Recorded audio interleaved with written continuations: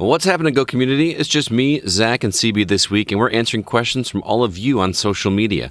In news, we'll talk about the latest freebies from Xbox and PlayStation for the month of February, as well as the port of Wonderful 101, which had a Kickstarter that started today.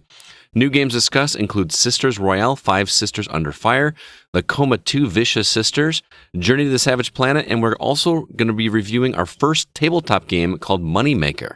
Welcome to episode 280, everybody. This is The Gaming Outsider.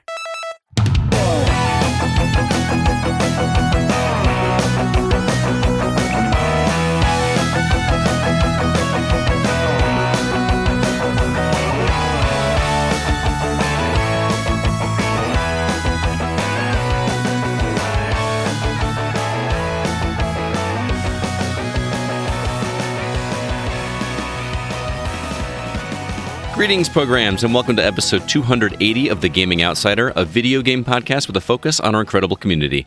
It's Monday, February 3rd. I'm your host, Scott Clark, and I'm joined, as always, by my fellow co-hosts. First off, a guy who will not be seeing the 9th Fast and the Furious movie, Chris Behrensmeyer. Yeah, probably not at all. I think we should start a petition on The Gaming Outsider to make CB go see a Fast and Furious movie in the theater. At that point in time, I will use medication to numb my eyeballs. Have you've never seen one in the theater? 1 and 2. Okay. And then I stopped. You didn't see 3 Fast, 3 Furious? No. I don't think that's how it goes, but 3 Fast, 3 Furious. Yeah. And also joining us, the voice you just heard is a guy, if I'm not mistaken, owes me a steak dinner, Zack Parkerson.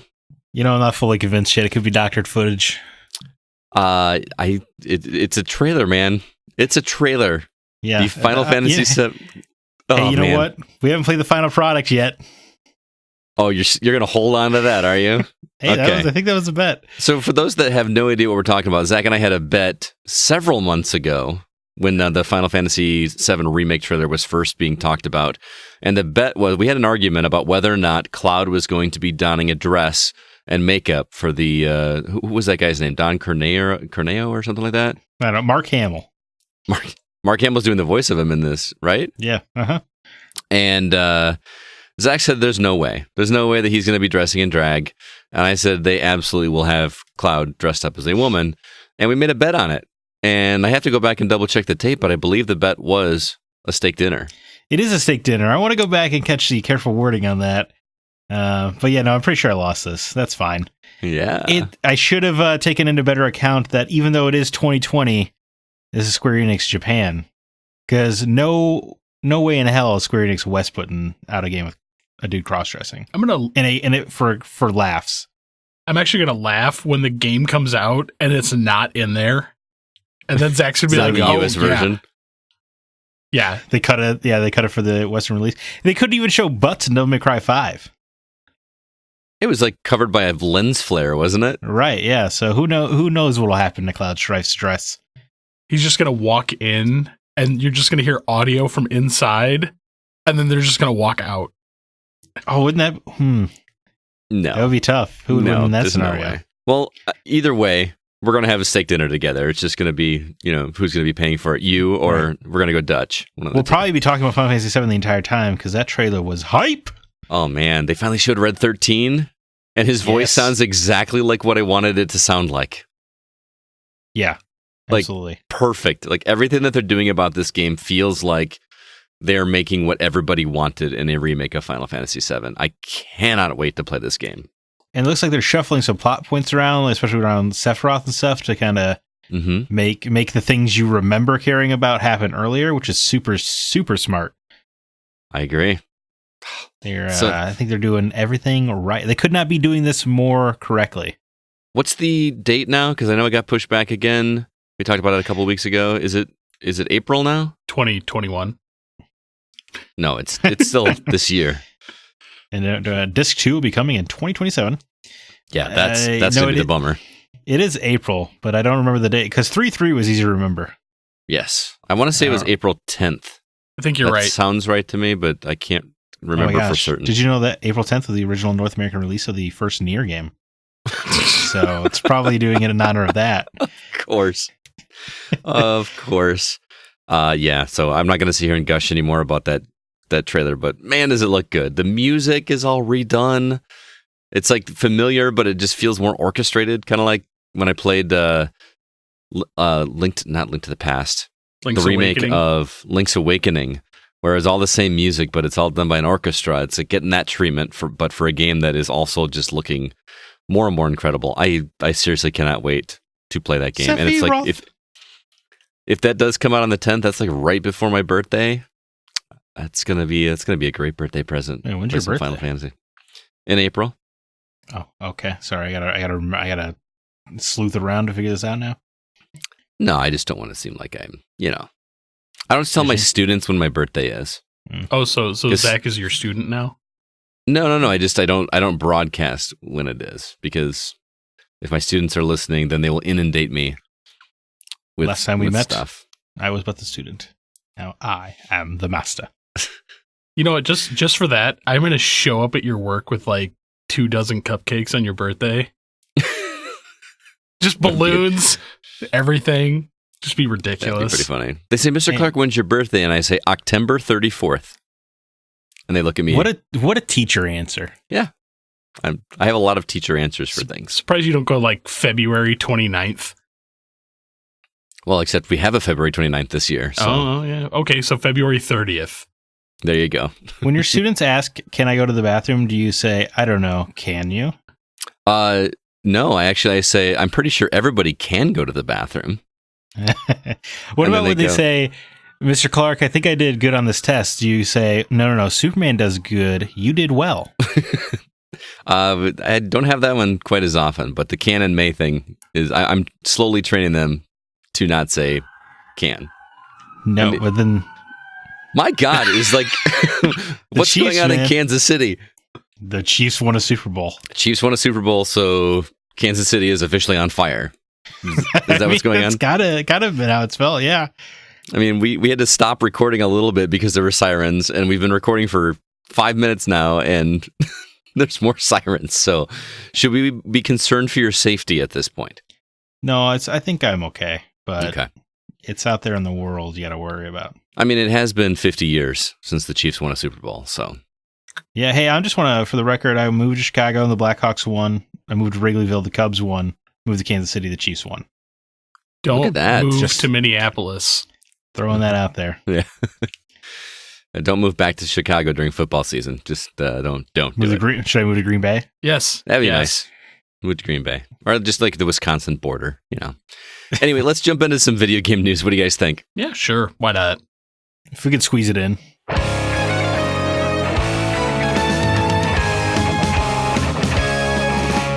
Not a whole lot to talk about, but we do have some Games with Gold and PlayStation Plus offerings. Let's see. Games with Gold for the month of February. A game called TT Isle of Man on Xbox One that is available on February 1st through the 29th, so the whole month. Call of Cthulhu on Xbox One will be available on the 16th all the way through March 19th. Fable Heroes on Xbox 360 will be available for the first half of the month, and then Star Wars Battlefront, and I'm talking the OG Xbox version, not version, but the OG Xbox game, will be available on February 16th through February 29th, so the second half of the month. As for PlayStation Plus, the entire BioShock collection will be available, as well as The Sims 4. And then lastly, a game called Firewall Zero Hour, which is a PSVR game and will require the PSVR headset. Any of those games stand out for you guys? Sure. I mean, Call of Cthulhu I reviewed a couple years ago. That was a pretty good game. Mm-hmm. Very investigation heavy, where your choices seem to actually matter. And they do what Lovecraft video games never do, and actually have restraint in showing the monsters, which is awesome. Is it a good starting point for a Cthulhu? Because I've never read any of the Lovecraft stuff, or I've never played any of the games. Would that be a good place to start? Yeah. Yeah, I would say it's fairly good. Okay. You're gonna get a lot of the flavor, a lot of the port towns and creatures that go bump in the night. A lot of insanity stuff. It's pretty. Yeah, it's got a lot. It's really great. Or just Okay. download an audiobook of the short stories, Scott. I mean, I don't. When you say short stories, how short are we talking? Because I'm in the middle of The Stand by Stephen King right now. So I'm saying a Lovecraft. Like, you can download a collection of short stories, but each story is probably gonna be like 15 minutes. oh, nice. Okay. Yeah. Color Out of Space is a personal favorite. I will have to look into that. It's a movie. Also, I'm glad that Star Wars Battlefront is on this list because, I would hate to go an episode without mentioning Star Wars. Of course. CB, anything besides Call of Cthulhu? I actually just downloaded Isle of Man. So, see, that title is misleading because, Isle of Man, that just sounds like a great adventure game, doesn't it? Well, considering I'm a huge... Well, it does. But I'm also a big Top Gear fan. So I was very familiar with Isle of Man, which is a awesome race.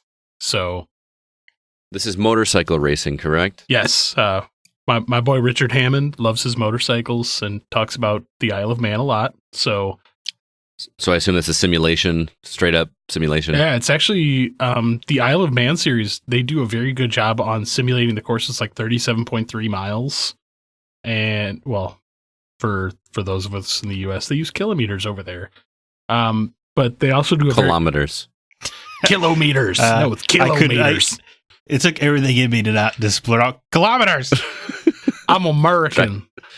Drives me crazy. But no, they do a very good job on simulating the course and the bikes. So, yeah, I mean, it's not a bad gig.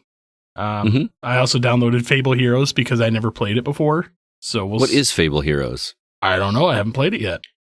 Is it a Diablo kind of game? Is that right? I'd be more apt to play it if it were, but I got a lot on my plate right now, so... Yeah, I know that feeling. I don't know. You're not going to go back and play Star Wars Battlefront? No. I played that on the OG Xbox, and... Are the servers still there? I mean, they have to be. It's a backwards compatible game, so you can't play that locally unless you're going to LAN it, right? Well, I mean, they had, you could do instances against bots. Yeah. Yeah, that's what everybody wants to do. I just didn't know. I don't know if the backwards compatible games on the original Xbox keep the servers up. Well, I know because I played a little bit of Crimson Skies when that first dropped, and the online stuff was available there. So, oh, okay. I wonder if they're... maybe we could play Co-op Chaos Theory? Let's get on it, guys. Oh, I'm almost wondering if they're not repopulating, making new servers under the current Xbox servers, because I'm willing to bet they don't take up as much room. Just, I don't know how that works. I mean, the original promise of Xbox Live was that the servers would never shut down, and that's what your $50 a year was doing. Mm-hmm. So I don't know. But then we have games like Army of Two that the servers are dropped. Right. Well, I think that they're gone. Promise got dropped after the original Xbox. Yeah. I'm really happy to see. I'm real happy to see the BioShock collection on there for PlayStation Plus. I mean, sure, you can get it for $20 right now, but for people that just want to try it and see if they like it, you're going to like it. I mean, it's one of the most important games ever made, and it's free. Agreed. I know that a couple of our community members love the Sims games. They don't do anything for me, but anyway, that's February. Nothing that it's pretty sad that I get thankful that the some of these games are ones that I don't have to play, or I feel like I have to play, or I really, really want to play, because then I'll play those instead of the other things that are on my plate right now. Because man, I may have made a mistake in the game that I played this past week. We'll get to it when I get there, but I played a game for me this week, Zach, and I'm not done playing it. Not by a long shot. You aren't. No, I got. Yeah. We'll get I'm there. Interested. Though. Well, I got one other news story because man, it was light again this week. But this was worth mentioning. I actually had this as a rumor initially, but as of today, it's official. Platinum Games' Wonderful 101 is going to be coming to current consoles. So the way this whole thing started, if you don't remember Wonderful 101, it was a game on the Wii U. It was exclusively on the Wii U, which is probably why I didn't play it. It was also hard to get. Right? It's rare, isn't it, CB? Yeah, it's not rare. It's fairly uncommon. You don't see it that often. But a lot of people talked highly of it, and a few days ago, Platinum Games tweeted an image of the game's director, Hideki Kamiya, sitting in front of a monitor at exactly 1:01 p.m., and he happened to also have a Switch sitting next to him. So the rumor was that they were going to make a port of it on the Switch. A Kickstarter page started for Platinum Games, and it officially launched today, where they're looking for funding to get this game, published. And here's what's funny. CB, actually pull up that Kickstarter while I'm talking, if you can, because I want to get the current number. Are you? Okay. So here are the tiers. If it hits $50,000, they're going to make a Switch version. If it hits $250,000, they're going to make a Steam version. If it hits $500,000, they're going to make a PS4 version. And then if it hits $1 million, they're going to make a Time Attack mode. And then if it hits $1.5 million, they're going to add an extra mission called Luca's First Mission, which is a 2D side-scrolling adventure. And as of this recording, how much has that Kickstarter pulled in? Well, CB? First off, I want to say, from the time you told me to pull it up to right now, it's gone up $4,000. It's nuts how much money that thing is making. What's it up to now? $839,000. That's insane. And we're recording this on Monday. That thing went live around, 2 o'clock this afternoon or something like that? It's been open for a few hours. And it's almost hit $1 million, which is nuts. $840,000. That's crazy. I'm a little bummed that there's not going to be an Xbox One version, but what are you going to do? Yet. Huh, I wonder why. So I don't know why. Right, because the architecture is so similar. It must be something licensing. I think it's a licensing issue. So go figure. Locked behind paywalls. Did either of you actually play this game? I did for 5 minutes when I tested it for when I got it on the Wii U. I like it, man. And how does it work? Because it looks like you're one character, but you break up into 100 different characters and you all attack at the same time. Yeah, I don't get bizarre. It.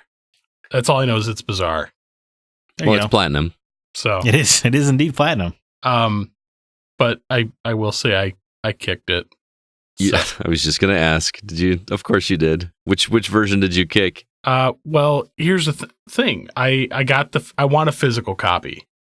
The only thing that really bothers me about this Kickstarter is it's done in yen. Oh, I didn't know that. Yeah. So what's the exchange rate on yen? 6,000 yen is about $56. So okay. But I did do a physical version, and so for those who haven't done Kickstarter, once it ends, they send out a survey okay, this is what you bid up to. How would you like yours? And because you'll have the option of getting a PS4 physical version or a Switch physical version. I'm probably going to get the Switch physical version just because I want to keep in that Nintendo theme. Since I have So is this where you're going to ask me to kick it as well so that I can get you a PS4 version as well? No, I can just kick it again. Oh, you can? Okay. Yeah. I like how you keep saying kick it. Because the Kickstarter. Well, you're backing it. Yeah, but I like kicking it. Isn't kicking like a sexy app, messaging app? Are we talking about kick? No, if you're kicking it. I'm talking about kick. No. I know where he's going with this, Scott. Yeah. And he is right. I would. That's where my head goes. I thought kicking it was how the kids say we're hanging out. We're kicking it. They did say that in the 90s, Scott. Yes. I still hear people saying it now. You'll be They are happy your age. to know, Zach, they're doing a comic book with it. Well, it's all about superheroes, right? Yeah. Yeah, that makes sense. So, I mean, I never did play this game, but hey, Platinum has a pretty great track record. And it's no surprise this thing got funded to oblivion. yeah, I think they've been teasing this thing forever. Well, I don't know, man. I was pretty surprised that it's climbing that quickly because it is a beloved game. Yeah, but hardly anybody played it. Well, that's right, but it's because such a big developer on Kickstarter. Yeah. It's just like when Shenmue 3 went up or Double Fine did their adventure game. Mm-hmm. A name attracts money. Well, I mean, at the same time, I think the only reason this game didn't take off as big as it should have was because of the Wii U. Well, Bayonetta 2 was on the Wii U, and that did all right. I would say, well, it did do all right. Yeah, it did all right. But I was going to say, for as much as people love Platinum in their games, they do not typically sell very well outside of, a few here or there. Mm-hmm.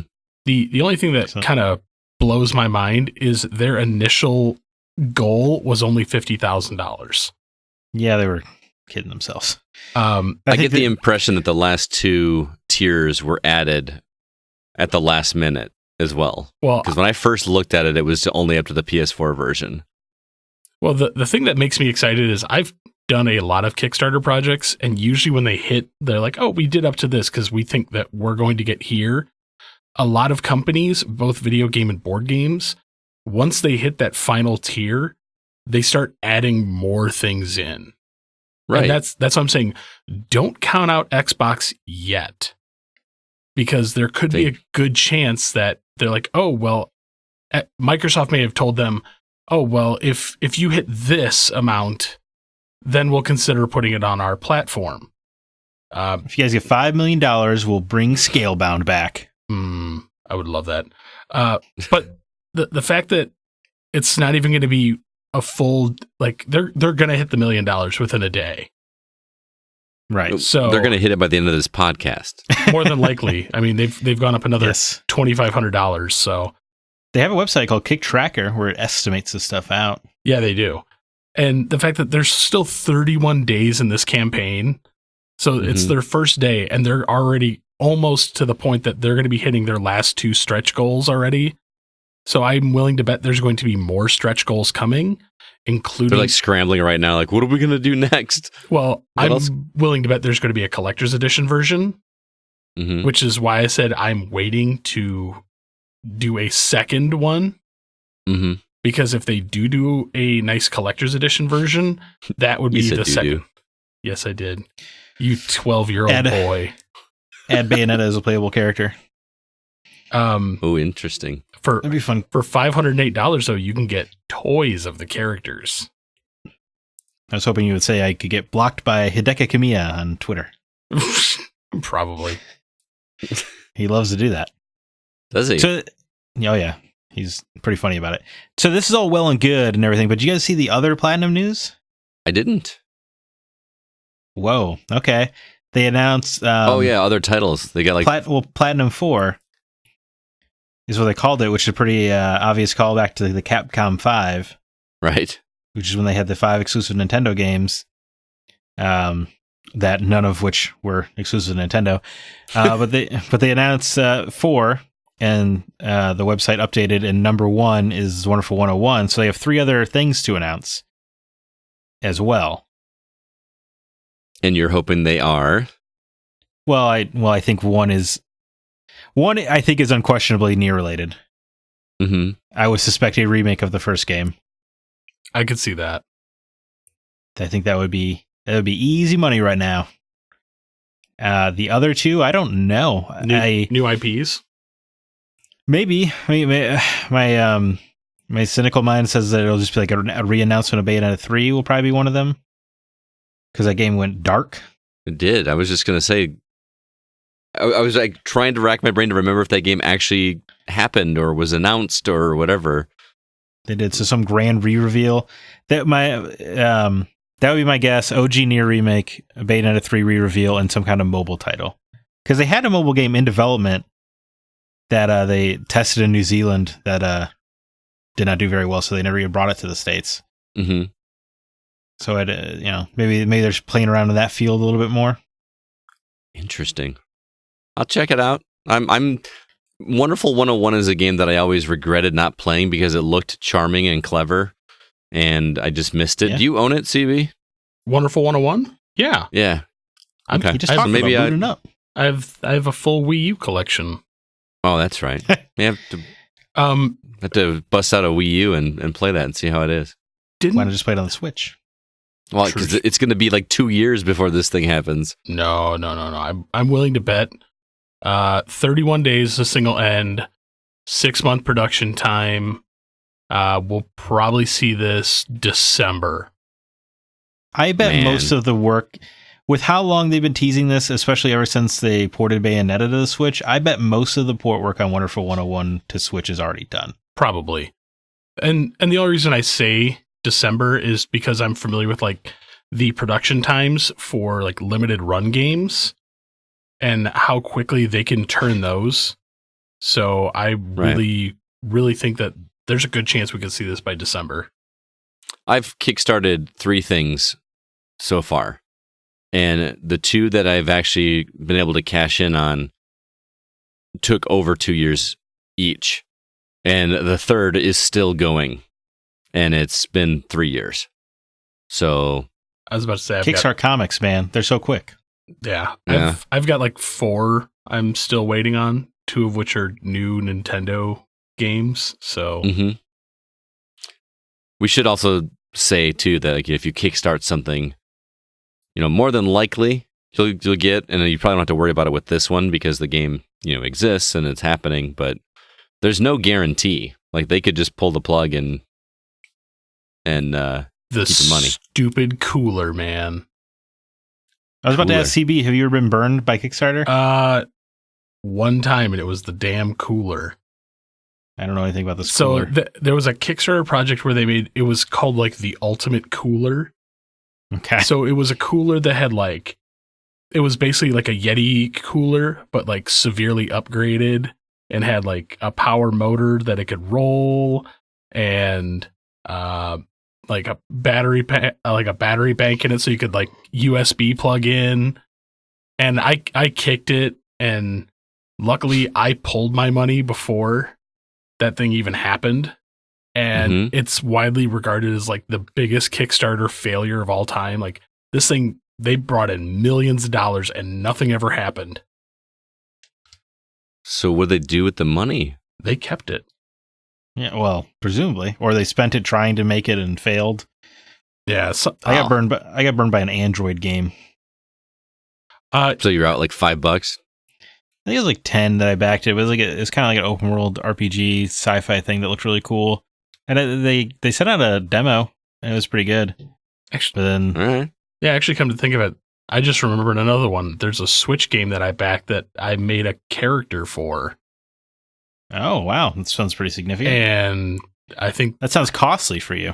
No, like they didn't. It was one of those ones where the goal wasn't very high, and I was one of the early bird ones where it's like, if you're one of the first 50 people, you get to design a sprite for the game. And I chose like an animal, and so I sent all that off, and that game kind of fizzled out. Like I've gotten no updates in a long time on that, so I'm kind of writing that one off. So anyway, Wonderful 101, I'm intrigued, but I may just go play the Wii U version on CB's Wii U instead of waiting just to see what it's like. I haven't booted my Wii U up in probably a year. Oh, man. I remember before the Switch was a thing, obviously, like you could take the whole console with you, like on a plane or whatever, and as long as you had a power outlet, you could play the Wii U on the tablet. You just had to bring the console with you. So it was kind of like it was a precursor to the Switch, but it's probably where they got the idea. So anyway, I had one other quick news story. It's barely news, but somebody set a new speedrunning record for Ocarina of Time, and I thought this is interesting. If you know anything about speedrunning, there's lots of different qualifiers or different kinds of speedrunning, and this speedrun obviously uses glitches. They exploit some kind of glitches in the game that I don't understand. I tried to read up on it, and it doesn't make any sense to me. But somebody completed the game in under 10 minutes, which is madness to me. I don't even think I could get through like the opening area as young Link in 10 minutes. When you have to get a shield and a sword and all that. I don't think I could do that. I haven't watched it yet. Did anybody watch it yet? No, I haven't. I skimmed it for the show. Yeah. I mean, it's similar to the last speedrunning method. It's like a lot of wall jumping and backwards hopping or side hopping and stuff. Well, there's a glitch that you can do in the Deku tree that takes you to the final boss, basically. Ah, okay. But didn't they shave off like 7 minutes from the previous? Like it was something like that. It's madness. I can't remember what it was. Maybe you had to like escape the temple to do the final boss before. Either way, these speedruns don't really interest me. No, to be honest, where you just kind of glitch through the whole game. I watched Final Fantasy VII speedrun. They're like 9 hours long or something, but they beat the whole game in that time. They didn't even have time to level up. Like that was interesting. That's interesting to me. How do you even fight the higher enemies without leveling up? There's something, the grenade item, as you go through the game, the stats of the grenade increase to keep up with the enemies. Mm-hmm. So if you can get money, you can buy a bunch of grenades and they can attack for you. Interesting. Because their damage goes up. Like the game is compensating for you to try to keep grenades interesting. Huh. Yeah, something like that. 9 hours of watching Final Fantasy VII, though. But because these people are obsessed with Final Fantasy VII and know all this in-depth stuff, they have like a lot of interesting commentary throughout the whole game. You can learn all kinds of stuff. It makes me kind of want to watch it now, just to hear what they're talking about. And, plus I actually started the Final Fantasy VII remake or whichever one they put on Xbox 360 or Xbox One. And I made the mistake of using the cheats they had in just because I wanted to make the game go faster. Like where you skip the battles and you are automatically at limit break all the time. Well, if you do that, you don't increase your magic. And you need magic to kill some of the enemies later on. So I kind of hit a wall. I should just watch a speed run of that game, just re-experience the story. So yeah, it's really good because I'll send you a link. All right, sounds good. Before we move on, going back to your Platinum Games thing, Zach. Yeah, didn't they do Vanquish and then Star Fox Guard and Star Fox Zero? They did make all of those games. Platinum? Yeah. So I mean, yeah, they made all of those. Maybe a new Star Fox game. I mean, Star Fox Zero has got to be the last Wii U game to be ported, right? But I'm saying maybe they're still tied in with that. Maybe they could be making a new Star Fox game. I think with how poorly received Star Fox Zero was, I don't know if anyone would want that. Well, but with Star Fox Zero, they were trying so hard to use the tablet portion of it. Just that's why you get rid of that nonsense and put it on Switch. Yeah, so that's what I'm saying. Like maybe there's something new for Star Fox coming. Well, here's the thing: is Star Fox Zero was such a clone of Star Fox 64. I mean, seriously, it's not the same game, but it's real close. Worse things have happened. No, I know. I'm not. I would just like a brand fresh new Star Fox game. Oh, I know what you want: Star Fox Adventures Dinosaur Planet 2. No, I do not. I really don't want that game. That's when we should do for Break the Seal. Which either Break the Seal or. Because I've never played it. And you know how... Where you say games that aren't for us? Yeah. Well, you know how much I love to play platformers on the GameCube, right, CB? Oh, yeah. Oh, my God. Mario, I can't... But Star Fox Adventures is a game very much for me. I know. That's why it would be a fun conversation to see. Oh, man, that would be great. I would hate to tarnish my childhood memories of that game being impeccable. It's not going to be. The only thing I remember hating about that game was that the final boss he like turns invisible and just leaves, then you fight Andross instead. And I was like, this is dumb, even as a kid. Like you fight him the same way? Like you hop into an R-Wing and fight him and turns into a Star Fox game. But it's just so completely out of nowhere. But they had to put that tie in there because it was, it's because Shigeru Miyamoto walked in the offices one day and said, hey, this should be Fox, not your original Fox character. Right. And they said, sir, yes, sir. Well, that's what you do. Yeah. So, all right, well, that's going to do it for news. Let's move on to real quick some housekeeping with Patreon. What is available on the Patreon feed for those that subscribe, CB? The TV show Games episode is out, and that was fun. That was a lot of fun talking about that. It was. Also, our VR episode with Spencer Cushing is coming soon. We're just trying to nail down a date to record. And I've started some stuff for February, so that is coming heavily soon. So awesome. I'm not trying to spoil too much there. So, and just for those out there that are curious, we do at least 2 episodes a month where we do either games that aren't for us, where we talk about some crappy games. We do Break the Seal, where we play in a game from like a previous generation that we've never played before. What else do we do? Legacy episodes where we talk about the legacy of some series. And those are all available to you if you sign up for our Patreon, which is only $3 a month. And you'll get access to all of that. So if any of that interests you, head over to patreon.com/thegocast. And it really helps us keep the show alive. And we do appreciate everybody that is contributing right now. Thank you so much. With that, let's go ahead and jump into our From the Outset In topic.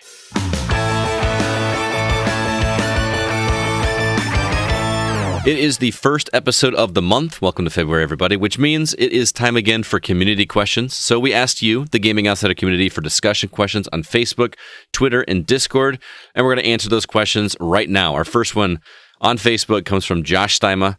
He says, what is the biggest lie you've told in order to get out of a commitment to be able to keep gaming? Who wants to start? Ooh. So I will start. My biggest one was when EverQuest 2 came out. Uh-huh. I faked having diarrhea. Like, to the point that I was on the phone with, I think EverQuest 2 came out. It was just after high school. And so I was, the place I was working at the time, I literally took a like bucket with like food objects in it and was like dumping it into the toilet while I was on the phone with my boss. Oh, that's in depth. Hey, why can't you just say I don't feel good? Like what? Like, because young and dumb and out of high school, like I was like, oh man, if I call off of work, I gotta make it convincing. So I'm sitting here like, I don't feel so good. like, isn't your boss like, why are you on the phone with me while you're on the toilet? I call Like, you when I'm on the toilet, man. Well, that's weird and revealing. Everybody texts you on the toilet. Well, yeah. So what's the difference? I don't have to hear it. Well, as long as he's not groaning, you shouldn't have to hear it either. Hey man, how's it going? Yeah. What about you, Zach? The one that came to mind was my mom used to have this apartment, and she had a storage room in the basement, or everyone did, I guess. Mm-hmm. But the storage rooms had outlets in them. So I remember my brothers and I had like a TV and a DVD player down there. But the night before, I snuck my Xbox down there, and then I pretended like I was going to school, but then I called myself off of school, and I went to the basement storage unit and played Indiana Jones and the Emperor's Tomb all day. Oh, good lord. Why would you do that? So, because it had Indiana Jones in it, CB. Okay, fair enough. On my original Xbox, and yeah, that's the one that came to mind. What grade were you in? I don't know. Middle school, probably. Nice. Yeah. I don't have any fun stories like you guys do, Mike, because I didn't do it a whole lot. I faked sick once when I was a kid so I could stay home and finish Zelda 2. Which one was that? What was the tagline on that one? Zelda Link's Adventure, right? Yes. Yeah. I faked sick. No, actually, I was sick for that one. I faked sick to stay home and play Battletoads. I told my mom I would. Yeah. I really wanted to hang out with her, and I didn't want to go to school because I wanted to hang out with my mom, and really I just wanted to play Battletoads, like the original Battletoads. And I went to school that day when she found out. Yeah. So, this is a classic Scott Clark story. I've definitely heard this before. yeah, I think I have told that one before. So, Tim Pollen, what is your favorite beer or drink? Whiskey neat. Oh, whiskey neat. What kind of whiskey? Yeah, usually I take a recommendation from the server. Whatever they prefer, especially somebody else is paying. But I like a good wheat whiskey, especially. All right, I like Irish whiskey myself. Yeah, that's my favorite. There's one that my friend turned me on to. I don't know how to spell it, but it's pronounced Ichibaha. It is the smoothest Irish whiskey I have ever had, and I cannot find it anywhere. Again, interesting. But it's really, really good, and it's not spelled at all what it looks like. You look at it and you say that's not what it sounds like, but it's really solid. So, Irish, Scotch, bourbon. You have a preference there? I mean, bourbon is typically my go-to. Mm-hmm. But I don't know. It feels like a basic answer, but I do really love Maker's Mark. Okay. CB, what about you? Favorite drink or beer? Well, beer is definitely Elvis juice. Mm-hmm. But as far as carbonated beverage, Monster Zero, the white can. Are you into this? But if it was a alcohol, Grand Marnier 150.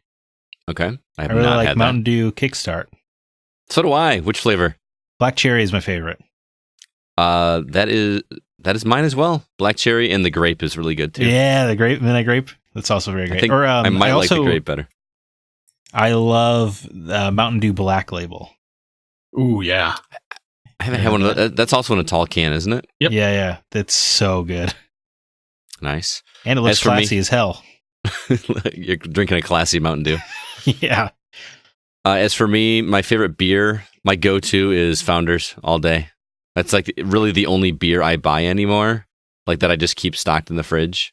It is a very easy drinking, and it's an IPA, but it's not super bitter. It's very grapefruity, so it's very easy to drink. But it's called all day because it's actually got a lower ABV, so you can drink them all day and not be, a complete mess. So I kind of like it for that reason too. I guess for beer, I would say a 312 wheat. Fair choice. Yeah. My favorite used to be Tallgrass, which is a brewery that doesn't exist anymore. They had a beer called Ethos that was my absolute favorite. It just was delicious. It had a really cool looking orange and black can, and they got in trouble with somebody over the name of Ethos, and they called it something rope, high rope or top rope, and it was the same thing. But then they went out of business, and they don't make it anymore. That was the brewery that made 8-Bit. Remember that 8-Bit can? Oh, yeah. It had like Pac-Man and stuff on it. Did Ethos get a 5 out of 5 on your beer app? It did. I gave it a 5 out of 5. I don't give 5 out of 5s that often, especially now. Particular on your beer. Yeah. Although I don't really do that. I whenever I have a new beer, I still log it on there, and I've got a ridiculous number of different beers I've tried, but I definitely do not race my buddy anymore because he is something like 400 or 500 beers ahead of me at this point. So God, yeah, it's a lost cause. The disparity between mine and yours is staggering. What's yours at? 104. Oh yeah, I'm over 2,000. I've probably tried 10 beers. Really? Not a beer guy? No. I just forget to log. I started with hard liquor as a child. I mean, as a 21-year-old, and I continued as such. Do you remember the first time you got drunk? I do. Do you remember what you drank? Captain Morgan. Just straight Captain Morgan, not even a cutter? It's straight Captain Morgan. We took it out of my friend's mom's liquor cabinet, but then she saw us with us later and was just like, whatever. It's already almost gone anyway.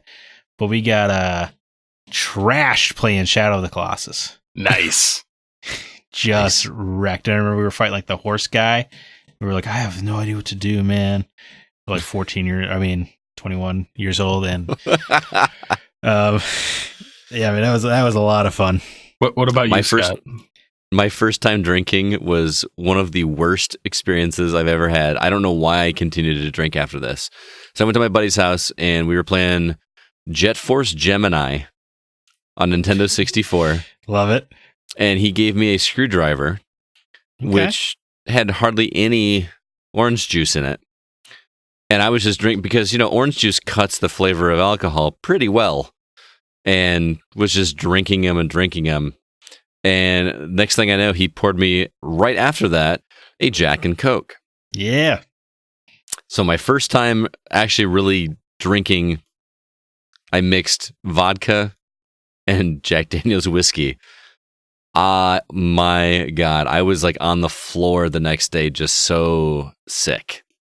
Like, nice. I'm surprised I just didn't give up drinking right there and then on the spot. CB, you? Mad Dog 2020 and Jägermeister. Jägermeister's so gross. No, it's good. It's the worst. It was really. I prefer Zambuca. It was really, really cold, and I was at NIU with my buddy Dan, and Jägermeister is the perfect cold weather drink. Oh, I do not like the taste of anise. It's like cough medicine. Well, the problem is worse. I'd rather have cough medicine. The problem is I started on the Mad Dog 2020, and we killed a bottle of that. Oof. And then it was doing shots of Jaeger, so I was already pretty well in the bag. I never understood the appeal of Mad Dog because, when you get something cheap, you want it to at least go down easily, or like they try to give them fruity flavors and stuff. Dude, that stuff sounds super easy. No, it does not. That stuff is awful. Well, Skull vodka. Ooh, that was my brother. No, I will actually quote our social media guy Bob. We used to throw parties together when we worked at Woodman's, and he would say, "You know what a party without Mad Dog 2020 is? a party without hallucinations. Shout out to Woodsman's. They didn't hire me. They suck. Yeah, I spent a decade of my life under that banner. Oh my God. Yeah. Wow. Next question comes from Liam Sexton, who says, I've been disconnected from the outside world since the end of November. Just graduated boot camp. What big important gaming news did I miss? End of November. That's a long time. What's consoles. The biggest news since new consoles for sure? Yeah, the Xbox Series X. Yep, Series X, the PS5, 5, and still no Tunic. Bunch of bunch of games got delayed. That was the big news. Yeah, Cyberpunk 2077 is pushed back to September. What else got pushed back? Avengers pushed back to September. Avengers, the Iron Man VR game got pushed back. Doom. All right. Doom got pushed back. Well, that got pushed back before, didn't it? Yeah. Last of Us, we're waiting for that to get pushed back. Oh, I saw Last of Us 2 got an M rating today, by the way, officially. Like, no shocking surprise no one. There. Yeah. Yeah. I wonder what the descriptors are.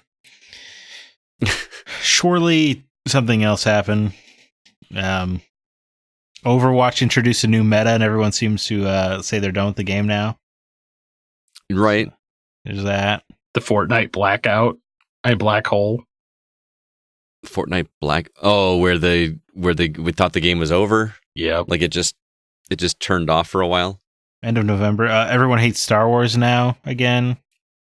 Oh, you're talking about the movies because everybody liked the game. Right. Just go back and listen to all of our podcasts. Yeah. Since November. That's so much. You don't recommend our own listeners to listen to. That's a lot. That's a lot. Yeah, Sekiro won best game of the year. Is that what you're going to say? Yeah, it did. It did indeed. I still refuse to play that game because I don't like to be frustrated. If Zack hasn't beat that game, you know it's hard. I'm limping through it. Yeah. All right, next one comes from Alan Sheck, who says, you may have already said this, but with all the podcast outlets you have, is iTunes really the only place we can write reviews? I was wondering why you only ever talk about iTunes, but then I checked Spotify, Google, and Stitcher and didn't see anywhere to do so. I believe that there is a rating thing on Stitcher, but it didn't seem to, you couldn't like leave a comment. It was just like a star thing, and I couldn't tell if it was doing us any good. I don't know of any other ways that you can review a podcast except for on iTunes. I've looked and I cannot seem to find any. Do you guys know of any? Tell you what, if you write a review about our podcast, we'll put it on our website. There you go. There you go. You can review us with your hard-earned dollars at patreon.com. Yes, you can. It does help us out as well. So, Alan, I don't really know what to tell you. I've looked and I can't see it. I don't know how it helps us on iTunes, but I know that when we first started and the reviews did help us because we saw an uptick after those posted. So we really do appreciate it. Actually, can't you leave reviews on Patreon? Like actually leave reviews there. I don't know. I think you can. I mean, you can. I mean, Patreon acts as a social media platform to some degree because you can just comment. Yeah, you can comment. I don't know if you can give it stars or anything. Mm-hmm. I support a lot of Patreons. So do I. Yeah. I do too. I get that little thing every first of the month, which is funny because the payouts don't come until like a week later after that for some reason. Yeah. That's funny. But one from Sean Coates. It says, what are some of your go-to games whenever you want to wind down after a long day? I usually gravitate towards creative games with no end goal or any clear objective. City Skylines and Minecraft are my current standbys. I'll start with this one. I think it should come as no surprise, but wind down games for me is pinball. I don't have to think too much. You just kind of sit there and paddle the ball a little bit, even if you're not trying for a high score. It's fun to do.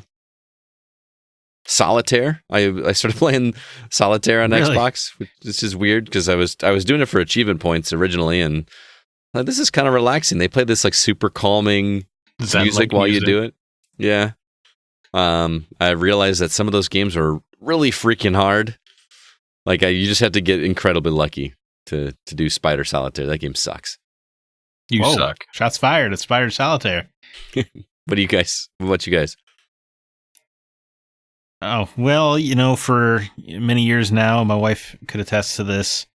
If I'm having a particularly hard day, I will boot up Arkham City and pick a challenge map, a combat challenge map, and I'll play it as each character. That'll kind of get me to center. All right. Although lately, Warframe, that game's really good. Y'all should play Warframe. And sometimes I just like to throw on a podcast and web around New York City and Spider-Man. It's kind of nice. It's a good call. CB? Anything? I mean, you've seen my eclectic taste in playing games, Scott. So yeah, what was that weird freaking game you had me playing at your house on Saturday? Top Run. Top Run. What a weird, bizarre game that is. It is really bizarre. No, for me, a lot of my wind down games are just playing small indie titles. I've had that rule that if you're an indie developer and you make a game, I'm gonna play your game just because, hey, you did something. So get a little credit. So, but I mean, if it's really bad, my go-to is Galaga all the time. Just boot on the, just turn on the arcade machine. Just go. Oh, the actual stand-up one. Not even. Yeah. I think that was the first time you and I hung out. I was in your basement. And you said, let's play, because we were playing that beer game first off. What was Beer it? Slinger. Beer Slinger. It was like an NES game, like a post-production one. And then he's like, well, you want to play Galaga? And this is before I knew that he was like a monster at Galaga. And so he challenged me to Galaga. And I did not last very long. Scott's like, I think you're out before you hit 15K. And then I don't even remember. I'm like, go again. Just go again because you hand me the control. It's going to be a while. And I think you made it to 20K and then you didn't get the controller back for like 40 minutes. Yeah, pretty much. I'll also add Puzzle Quest. That game is, because it's the same thing pretty much throughout the whole game. I love match 3 games for some reason, and the noises that thing makes are very cathartic. Puzzle Quest 2 is actually on iOS. I should re-download that. That's a great little game for a phone. That's a perfect game for phone. I've played through that game twice on iOS. It's that good. So I'll throw in Sonic Adventure 2 Battle. All right. Back when my PS3 was hooked up, it would just be nice to, I would just boot up a Sonic or Shadow level because they're about 3-4 minutes and there's a lot of fun. And I have very fond memories of playing that game with my sister. Nice. I'll throw one more. Mega Man X, the original. One of the only, I know it sounds crazy, that's a wind down game, but that was a game that if I were ever going to speedrun a game, I could do that. I had that game down to a science. Like I could beat the final boss without getting hit. Like it was, I was really good at that game. Sigma? I don't know if I could do it now. Sigma. Yeah. Yeah. When he had a lightsaber, I had that pattern down. Like you have no idea, man. I used to be really good at that game. I haven't touched it in a while, but. And the last one from Facebook. Brian Lewis wants to know, name your top NPCs of all time. And actually, Steve and I talked about this a little bit on Saturday. But Zach, I'm going to let you go first because I have one, but I have a feeling it's going to be one of yours. So I'm going to give you first crack at it. Oh, well, I take a slight umbrage with this question. We're not counting like party members, right? No, and because that would, even if you don't play as them, because then I feel like you're just kind of like, who's your favorite member of a cast? Well, right? I mean, are you talking about like in an Elder Scrolls game NPC, like just somebody you randomly come across, or specifically somebody that you just can't play in a game? Okay, well, if that is the rule, then it would be Kaine in Nier. Okay, she would be number one, or Emil in Nier, or Grimoire Weiss in Nier. So the entire non-playable cast of Nier. Perhaps Devila or Popola from Nier. Okay, what about somebody not from Nier? Oh, well, now you really broaden the question. I mean, I feel like immediately comes to mind is the merchant from Resident Evil 4. Oh, that's a great call. He's pretty great. What are you buying? What are you selling? I'll buy it at a high price. Ah. That guy's awesome. Yeah, he was good. Maybe Lambert in Splinter Cell. Okay. Like him a lot. I don't know, man. This gets question hemming and hawing about like what counted or not. I don't think there's any rules. I was about to say, me and Scott definitely had a idea of one that you would pick. So, Oh, did I mess up? It would have been on my list for sure. Mimir from God of War. Oh yeah, he's pretty great. He was awesome. He serves in a almost entirely similar function in Grimoire Vice from Nier. Jeez. who I already listed, of course. Yeah. CB, do you have one?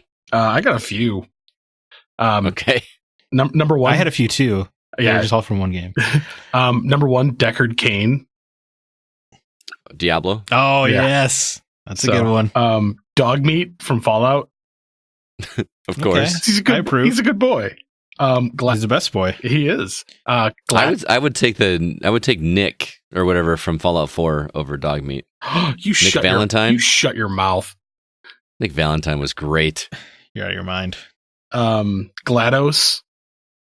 See now, I feel like we're treading into villain territory. Yeah, that's a villain. Portal 2. You bomb around with GLaDOS for a while. Fine. Okay, then the Joker, because he's your buddy in Arkham Knight. Yeah, Deal. yeah. I'm okay. No, CB and I have come to a deal. Yes. Great. So now we're just going to include all villains in this too. We struck an accord. Sephiroth.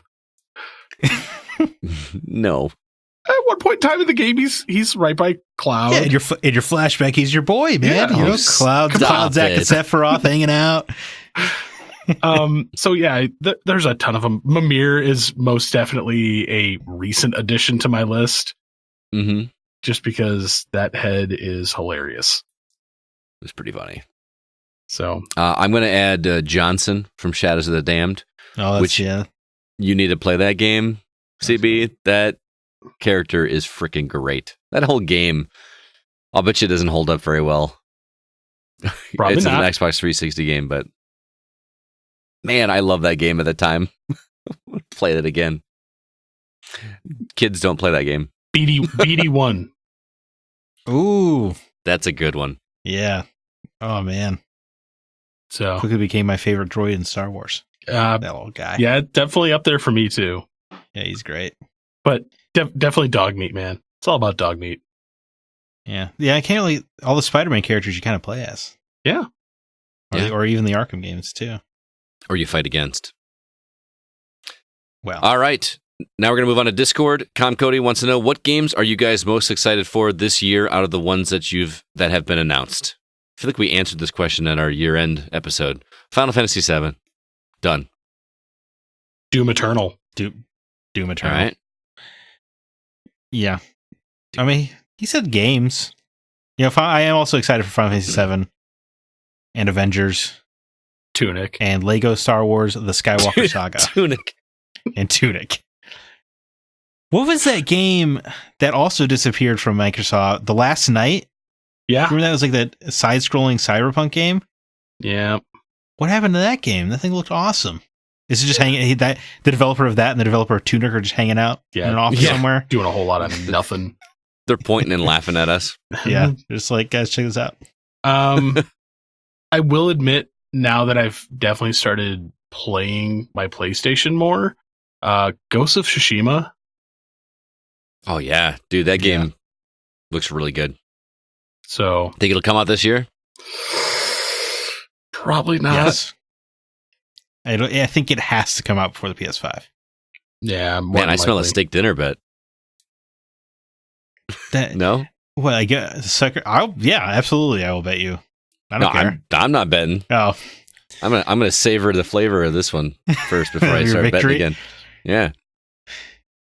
Whatever. For sure. You could have two steaks rare. in dinner. Yeah. Medium rare. Wait. Stop burning your steak. Oh my god. Medium rare is not burning your steak? No, that is the way to do it. Nope. No, it's not. Don't lie to me. Oh my god. You want you to get your steak blue? Yes. Yes, I will. Ugh. Blue. Yeah. So they just sear both 30 sides seconds. of it. 30 seconds. Give me the meat. It's just it's so yeah. disgusting. That's delicious. Oh, come on, man! I'll eat steak tartare. Does that mean raw? Yep. Gross. I really am excited for the new Lego game, Skywalker Saga. Yeah. But it's like impossible to describe to people what I saw behind closed doors accurately. I'm Like looking forward to seeing what that is. the things they were showing and talking about seemed impossible. So, Lego characters in a Star Wars setting. But it's free roaming. You can planet hop and you can change your timelines all without loading. Everything. They don't cheat anymore. So like everything like Star Destroyers, they actually go in and build brick by brick. Oh, wow. In the engine. And you can, and they were just like, they were flying to Tatooine and they're like, check out the Star Destroyer. And it just kind of looked like a piece of the background, but then you could fly up into it and then you could land in the docking bay and you could go steal a TIE fighter. Like it was insane. So essentially, they kind of did the Lego Star Wars games, but on the Lego Worlds scale. Yeah, moderately. It's just kind of like if this game wasn't Lego, it would be every dream, like every fan's dream come true. I'm intrigued. Yeah. Drew Ross wants to know, what game or game series from the past would you love to see brought back for next-gen systems? Sunset Riders. Bury me with my money. Man. This just got really convoluted for me just because you played one of my favorite Sega Genesis games the other day, Vector Man. I'd love to see a new one of those. That game was not good. You shut up. That game is not good. I like that game. He is correct. I like that game. I like it, but it's not good. Hey, you were impressed by the graphics. The graphics did look good. It looked really impressive. See, the biggest problem is a lot of the games that I want are essentially getting new versions. Like Night Trap. I love Night Trap, but we're getting a lot of those new full motion video games. #War Games, The Bunker. So those Night are Shift. covered. Yeah, Night Shift was another one. I can't say Galaga because you can't really do anything to that game. So I'm kind of in a rock and a hard place with this one. Just, you know what? Legend of Dragoon. I would love a brand new Legend of Dragoon. I don't remember the story of that at all. I just remember enjoying the hell out of it. I do too. Active Time. It was a first time I had action buttons in an RPG, and I loved it. Or Vagrant Story. Ooh, there you go. So not play that one either. I miss a lot of RPGs from back in the day. They were evil in my house. Oh, yeah, that's cute. Don't get me started. Nate Lucas wants to know. What about you? Me? I didn't give one? No, Zach. No, neither did I. Oh, I did not. I'm sorry. Yeah, well, I feel like my blanket answers are Splinter Cell or Prince of Persia. Mm-hmm. But those aren't really that old. I don't know. I would have said Panzer Dragoon, but they just announced a new one of those. Yeah. So I'm going to say Legacy of Kain. Deal That would be right cool. now. Yeah. Or like a new Soul Reaver. I was actually just watching like a mini YouTube documentary on the game that was supposed to happen but got shut down. Oh, yeah. I know exactly what you're talking about. I can't even remember who was making it. Was it Climax Studios maybe? Or Double Helix? I think it was Double Helix. Yeah, but it was supposed to be like open worldy kind of thing. Yeah, a little ambitious. Yeah, especially when you hadn't fully secured your funding. Yeah. Yeah. But I don't know. I love the first Blood Omen. There it is. Mm-hmm. And that game holds up because it's very like a top-down Zelda almost. But the first Legacy of Kain is hard to play. Yeah. Well, I still love Soul Reaver. I loved the character. What was it, Raziel? Yeah, Raziel. Yeah, Raziel. Yeah, well, no, that game, it seems really great, but it has such an archaic save system. You have to like memorize teleportation runes and stuff to get back to your save spot. And I couldn't do it. But I love the story, so I'd love to, play that on a modern console cleaned up. Actually, one just hit me. I'd love to see a new MDK game. Never played that one either. Okay. So would not have seen that one coming. I like that game a lot. So Advent Rising. Yeah, you talk about that one a lot. Yeah. The game where you could win like $1 million. Well, you couldn't, it turned out. Yeah. Disco didn't have the money. But there's no way Donald Mustard sitting on that Fortnite cash can't buy the rights to that game. I can see it. Buy it, Epic. I'll throw one more in there as well. I've mentioned it this show already, but I would love another Crimson Skies. And current gen graphics and that size of a world. Man, I love that game so much. It's a nice, reasonably sized game. Yeah. It's such a cool setting. All right, Nate Lucas. Nate Lucas wants to know, what is the worst and or strangest box art you've ever seen? Well, I got a couple. I mean, there's one obvious answer here, right? I was going to say, I assume Mega Man and Eco are a little too obvious, right? Yeah, Mega Man is the one I was thinking of. I don't remember the box art for Eco. It's real bad, man. Yeah. Are you talking Ico? Ico, yes. Ico, Eco. That is a very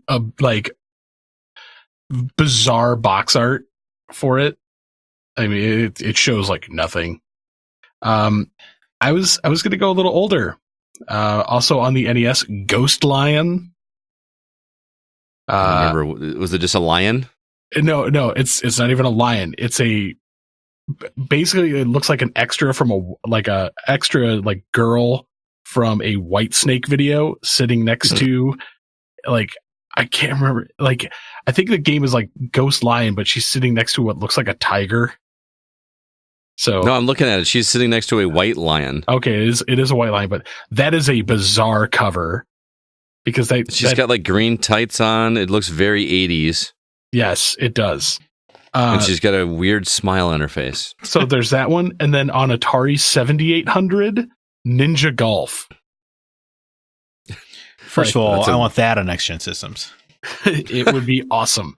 But if you ever look at the box art for that, it's a ninja, full dressed in black ninja with a golf bag on his back that has golf clubs and swords in it. I was really hoping he would be hitting the golf ball with his katana. That'd be pretty cool. That'd be awesome. So Raw Danger has some pretty miserable box art, I remember. I don't know that game. What is it? It's one of the Japanese series Disaster Report. You familiar with that at all? No. Okay. Well, wait, no. I do know Disaster Report. Okay. Well, the second or third one we got ported to America, they renamed it Raw Danger, and it has some real bad box art on the PS2. I think Disaster Report 4, it's just a girl sitting on a curb. Yeah, and it is coming out now, about 5 years after it was finished development. Yeah. Because of that tsunami. Yeah, I'd say not 90%, but 50% of NES and Sega Genesis box art was just bad.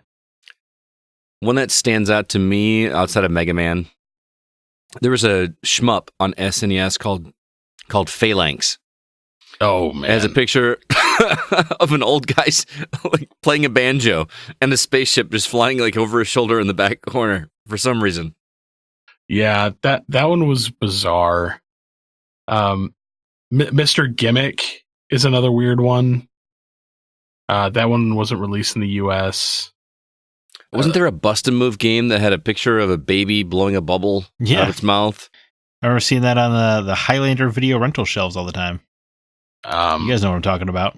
Yeah. Well, I mean, if you want to go down, there's all the more adult-centric games from back in the 80s. Well, Custer's. Oh my God, Scott's seen that box art, so don't get me started on this game. Oh my God. Well, and what's really crazy is if you go backwards, to the Atari 2600 era, that is some of the best box art games ever. And then you play the game, and it's very, very, I can't think of the word. Bad. Primitive. I mean, look at Missile Command. How much detail went into the box art for that game? Or Demons to Diamonds. When I was a kid, I had it was like a catalog for Atari. It was a red, pretty thin, but you go through and you would look at just the box art of those games, and I would just drool over all these games because they look so amazing. And then you see the actual screenshot of it, and it looks nothing like what you expect it to be. Oh, to this day, I would actually still love to get the box art for Centipede as a tattoo. That's it's like the wizard of shooting a wand at the centipede that's kind of curled over to the side and yelling at him, whatever. Mm-hmm. Oh, it's so good. What about the Okami box art with the IGN logo in the corner? I do love the Okami box art a lot. I love that art style. I just wanted to, because they printed it on the Wii with the IGN logo on it. Yeah. Because they just download that file. Bioshock Infinite has terrible, terrible box art. Well, if you did the back, because that game was reversible. Right, but it's reversible because of the backlash when they showed off that cover. It was just a picture of Booker. Right, with a staring shotgun, at the camera. Yeah. which is like the antithesis of what the themes of Bioshock are about. Yeah. That red cover was pretty sweet, though. Yeah. No, I mean, Ken Levine is pretty open about like, hey, that's the reality of marketing. People see the game with the cool looking dude with a shotgun on his shoulder, they're going to want to buy it. Right. And that's why they put the reversible cover in there. Yep. All right, let's go ahead and move on. GamerDad03 wants to know, do you follow any esports leagues? Example, Rocket League, Counter-Strike, Rainbow Six Siege, League of Legends, and Madden, just to name a couple of them. I do not. I don't have time to watch any leagues at all. I don't have time to play the games I want to, much less watch other people play them. And I don't have the luxury of a job where I can sit and watch it or have it on in the background or something. Do you guys watch them at all? I was following the Tetris one for a while. Okay. The NES Tetris? Yeah. Competitive 2-player Tetris. Yeah. That is nerve-wracking for somebody who loves Tetris. Yeah. Oh. So, but beyond that, no, not really. I watched Counter-Strike for a while. So. Yeah, the closest I got is Smite. I watched a couple Smite tournaments. That was a lot of fun. Nice. I play Smite, but that was just much like Scott. It's kind of hard to. I got enough games to read or games to play, comics to read, TV shows to watch. I just can't really. I don't have time for another hobby. I would have been all over it probably when I was a kid and had nothing but time. I don't have a lot of time nowadays. Well, it was a lot of fun. The Smite tournament that really turned me off was I watched the Americans go from being the underdog and losing and then coming back and winning. Were they real humble when they were losing and coming up? And then by the time they won the tournament, like, yeah, that's right. We were the only ones who ever were, even in contention. And I was like, yes. Actually, all athletes are the the same. mighty have fallen. Yes. Actually, come to think of it, I used to watch a lot of Magic the Gathering Pro Tour. A lot. Oh, yeah? Yeah. So Sounds kind of cool. it was fun to watch. So. Yeah. All right, we got a couple more left. David Newman wants to know, if you had to put $1 in a swear jar for every time you cussed, including through message, how much money would you be in there on an average day? He says, hell and damn don't count. I'd be broke, David. Broke. Would you? Yeah. I mean, I pepper in the F word when I'm interacting with customers, even. Do you? It's just part of my casual discourse. I do not. Well, your clientele is a different age group. Yes. Now, if we went about the number of times I swore in my internal monologue on a daily basis, that's a different story. But for me, it's probably between $25 and $30. I use as a comma. Whoa. You have to bleep. You have to bleep the show. Yeah, we're gonna need a little edit point there. I warned our producer that I was going to be saying that. So okay.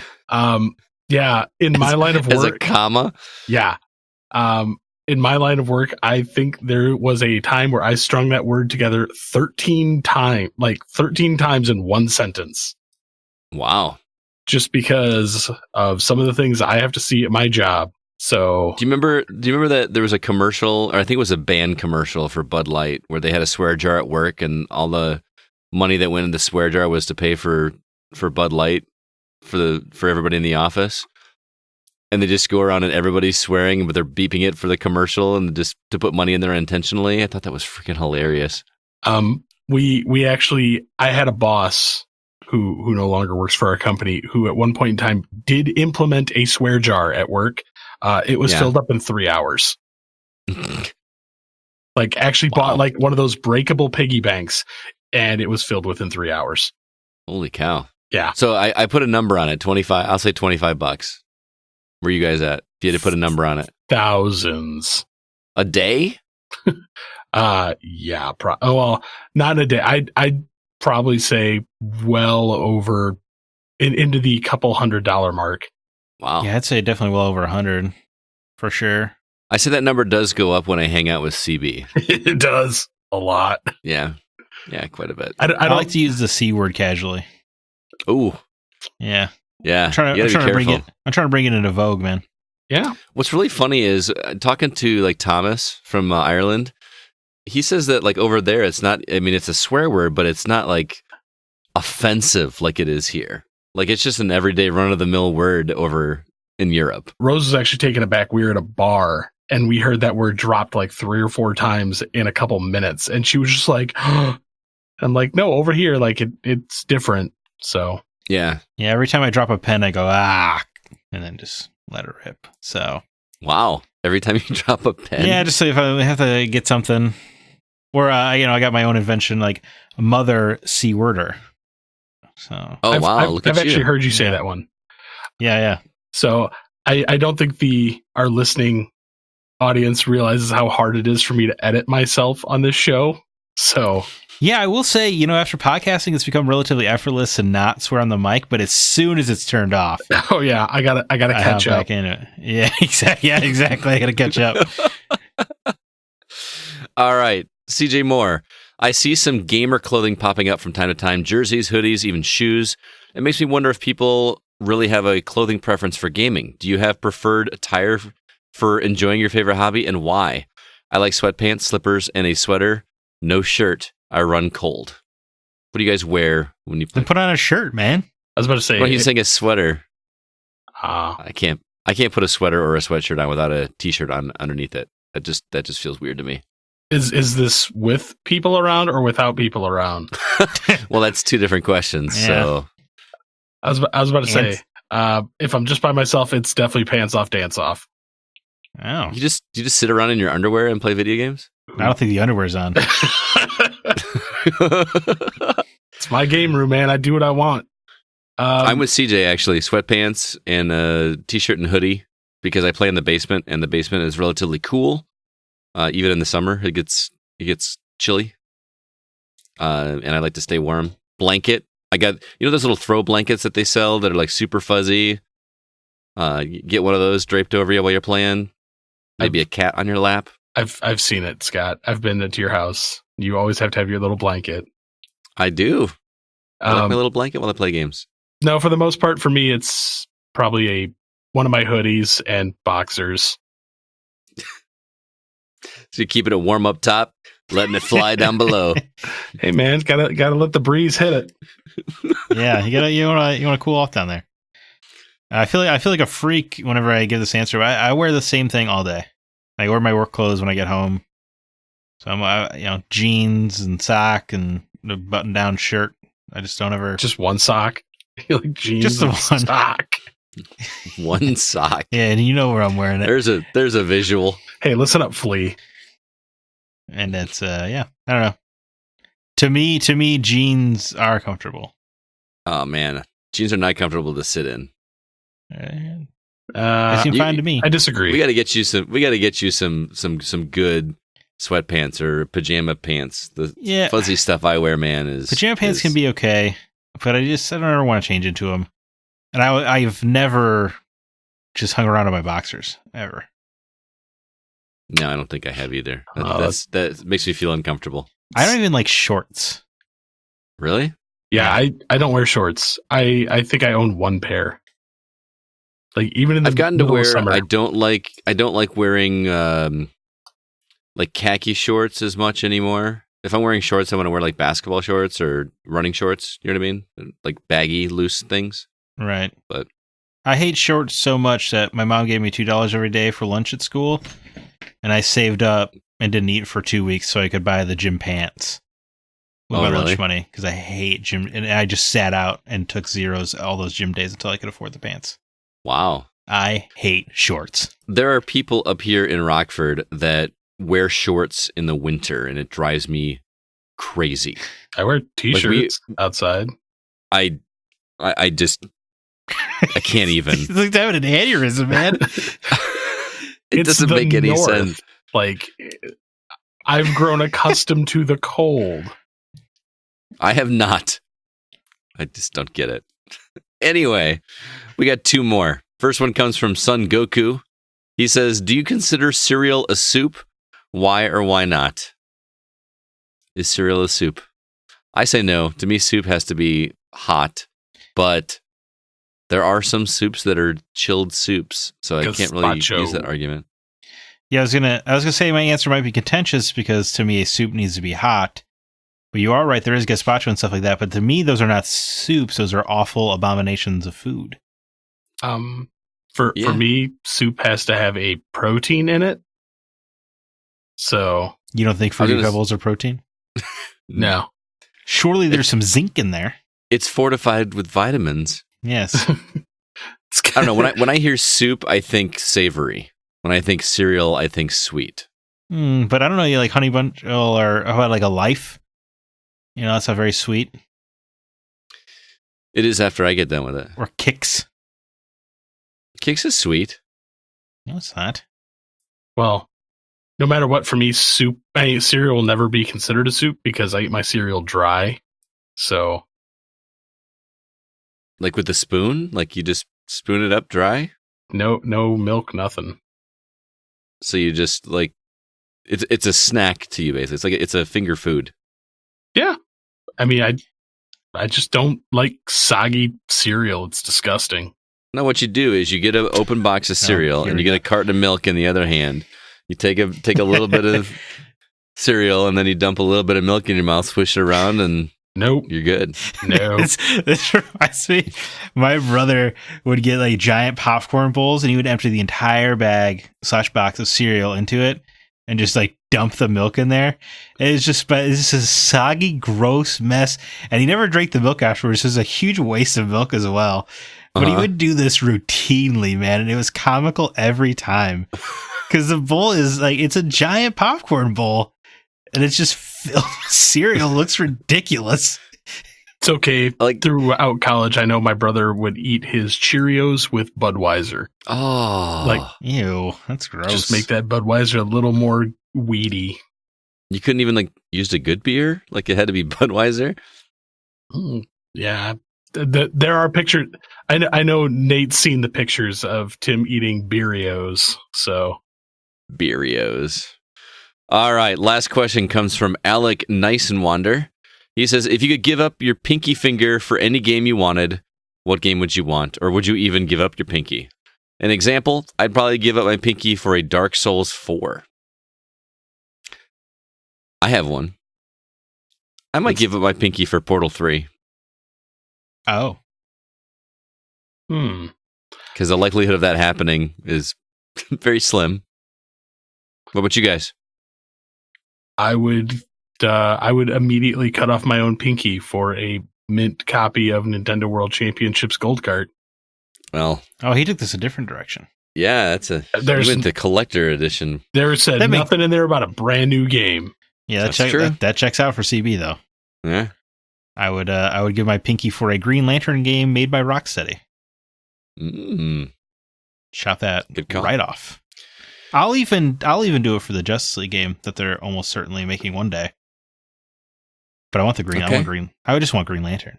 Give me all the Lantern cores in that game. Ooh, make it some Green Lantern. Make it by Rocksteady, but do the War of Light, so you get all the lanterns. So like each. But just have like different arcing story paths where you play as each one of the different colors. I got a whole pitch in my head, man. Trust me. I bet you do. Rocksteady, call me. That was quite a list of questions we had. Everybody, thank you so much for writing those in and making for some fun conversation for us to have that is mostly video game related. Before we go into the games we've been playing, want to say hello to some new Facebook members. Come join our Facebook group. We got one over there. It can be found at facebook.com/groups/thegocast. This week, new members include Carrie Dixon, Christina Jacobs, and Kayla Kaufman. We also don't have any new Discord members this week. However, there is a link in the show notes for that. We got a lot of good conversations over there as well. And guess what? We do have an iTunes review this week. The title of this review is Made Me Use iTunes Again. And the person who wrote this refers to themselves by Remake Yourself. Obviously, because they're such a big fan of the podcast, Remake This Movie Right. Possibly. Anyway, this reviewer, who may or may not have been a former guest on the podcast, says, I've been an Android user for 8 years now, and this podcast is so great, I just had to boot up the old iTunes again and give a review. Scott, CB, and the gang are the best. Wow. That feels charged. And I heard the guest on episode 279 is one of the best they've ever had. To be fair, you weren't on episode 279, which is probably why you didn't get called out by name. But I still thought that was hilarious. Wasn't 279 last week? I wasn't on 279. Yeah. CB got called. I was there, man. Oh, you were there. That's even better. Yeah, so one-time guest anyway. He had a shot and blew it. Oh, that's really funny. Sorry, man. But that is pretty hilarious. Nah, it's cool, man. I'm just going to go ready the noose. No big deal. That's good. But seriously, it does help us out when you guys give us reviews on iTunes, as we mentioned before. So please do that if you get a chance. It helps us get some extra exposure and gets more people listening to us. With that, we are going to go ahead and jump into the games we've actually been playing.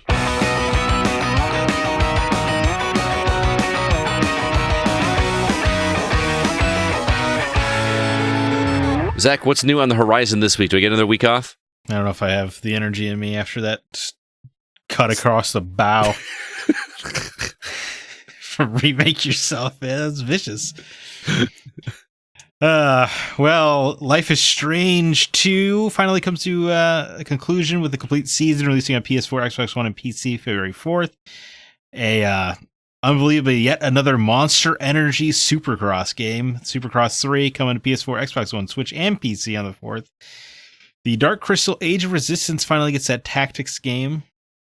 Yeah. Oh, yeah, we saw that at E3. Yeah, it was announced for Switch.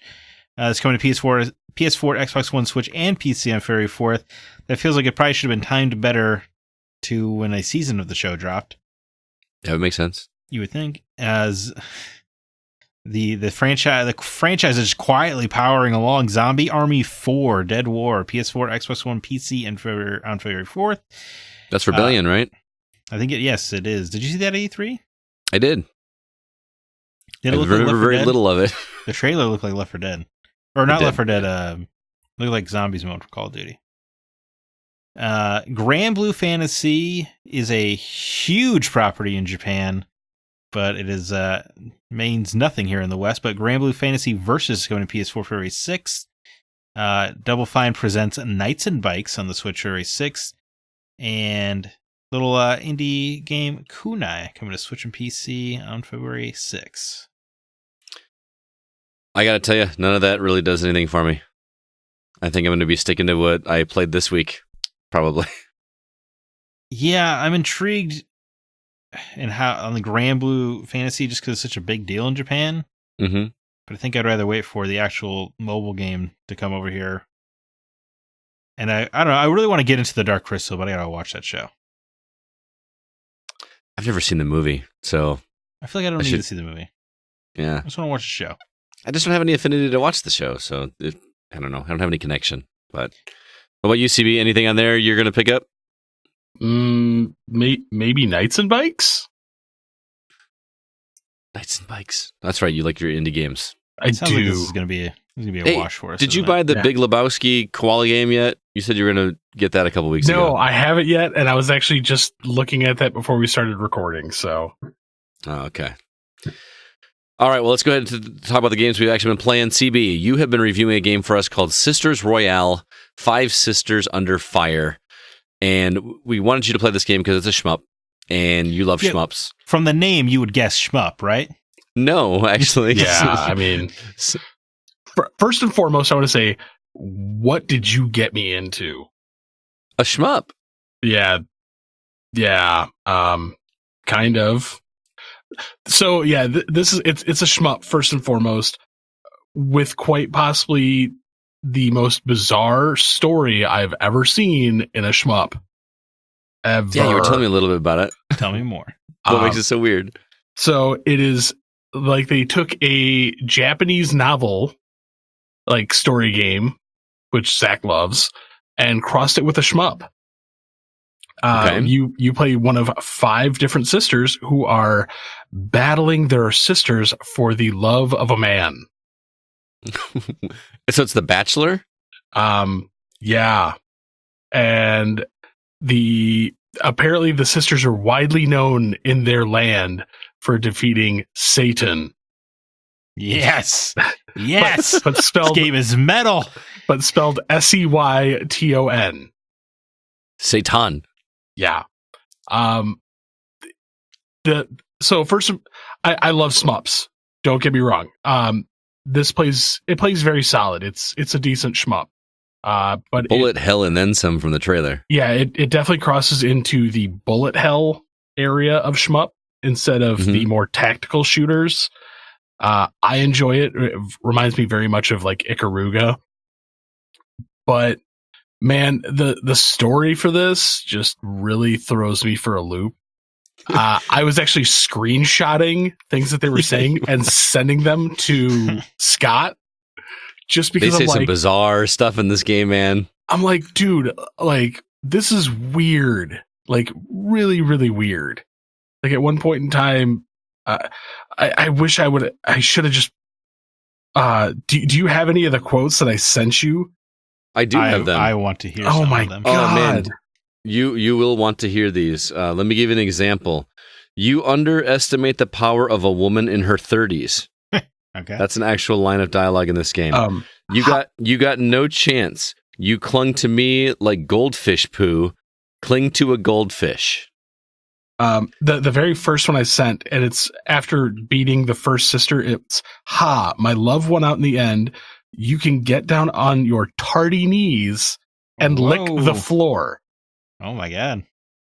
Yeah, I'm just like, that makes me want to play the game more, I man. gotta tell you, I'm sold. Zach And- wants to play it too. Yeah, though. man. and quite possibly the first time I've ever seen in a game the phrase "What is kinky?" Yeah.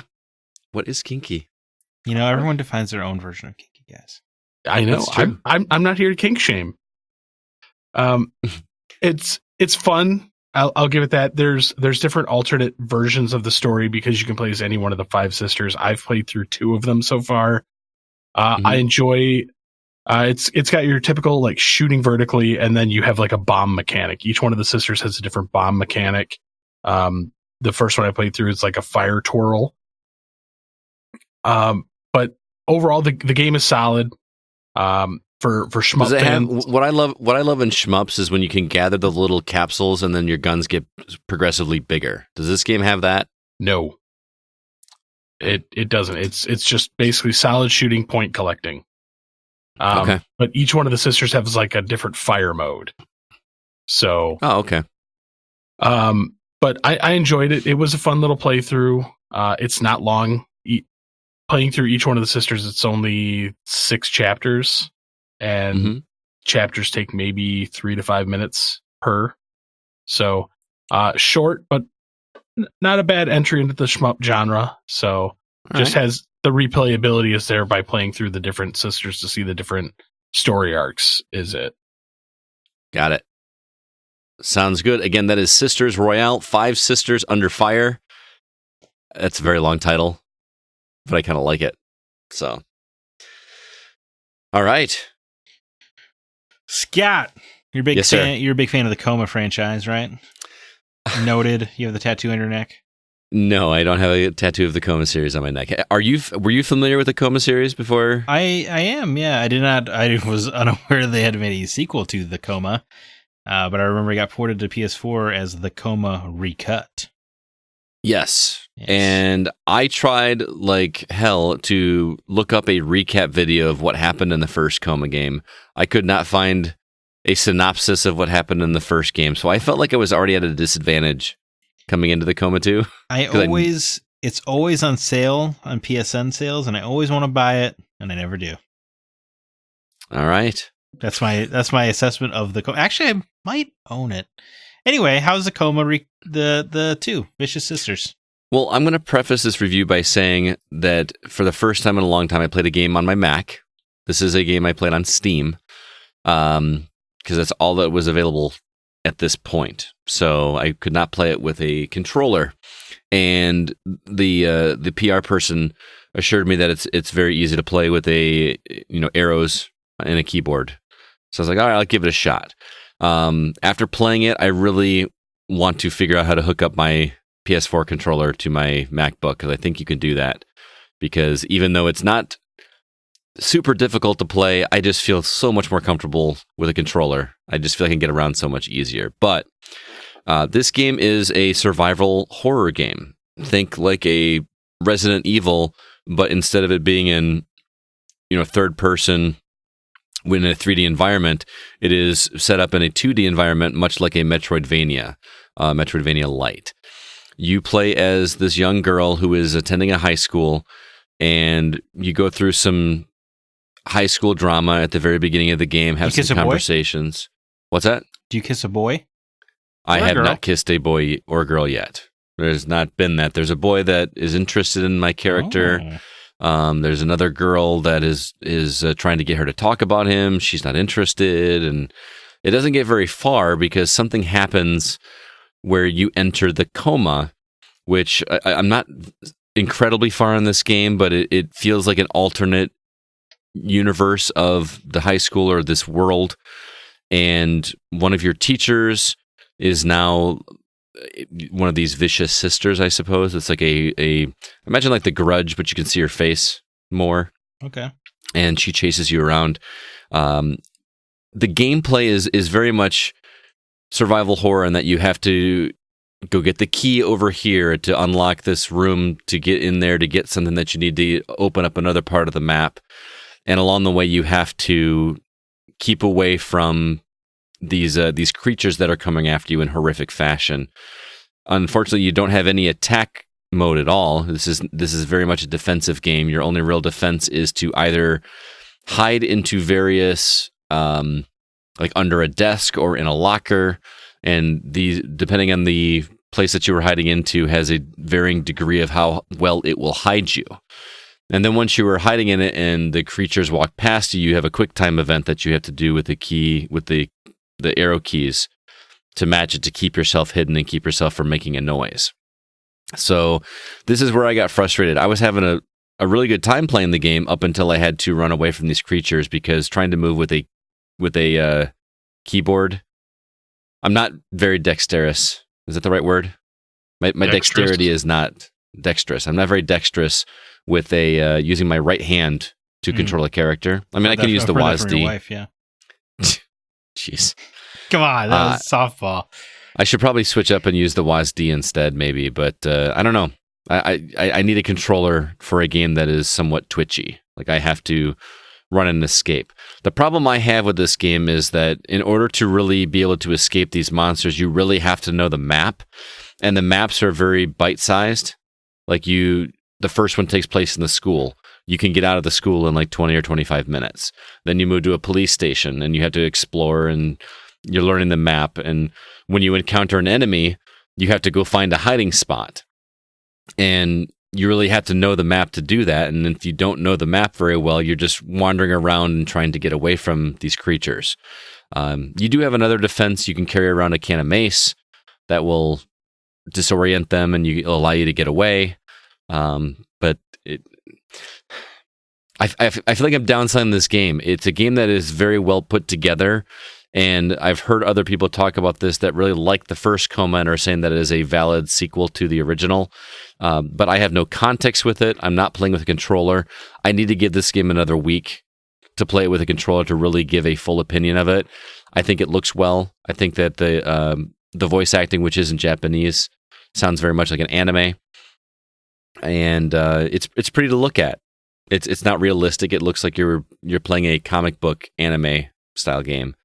It has potential. I just need to play it some more to get a full on review of it. But I plan to play it some more. Okay. I mean, it sounds like you just need to give it a fairer shake.